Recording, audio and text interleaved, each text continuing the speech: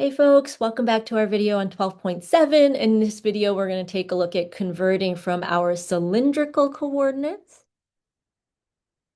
to rectangular and spherical. Okay, now the moment we know we have cylindrical, we know that we have an r of 4, a theta of 2 pi over 3, and a z value of -2.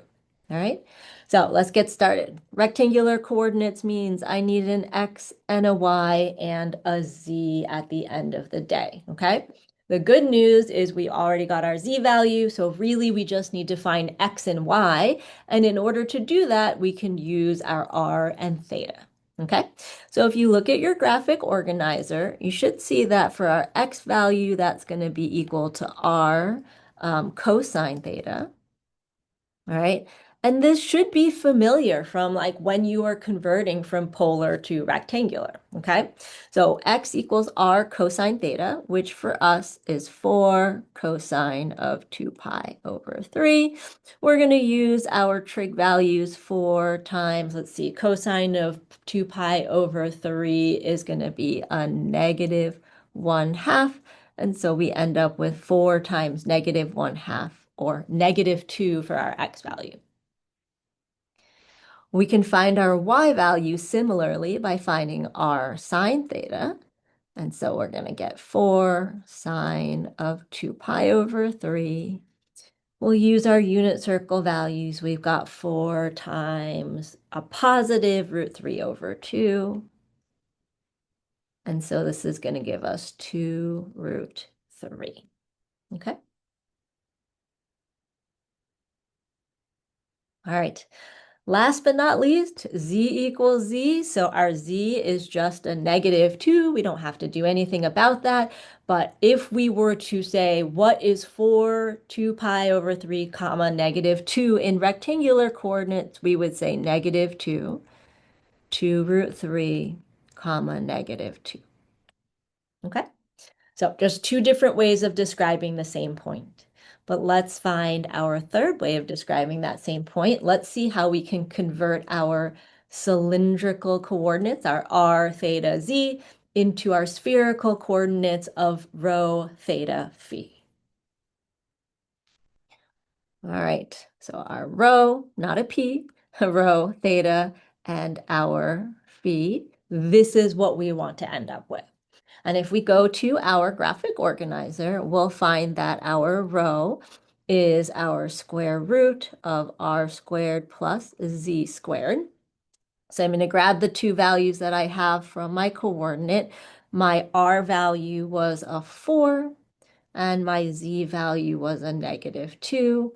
And so I end up with 16 plus 4 is √20, or if you wanted to simplify, you could say 2 √5.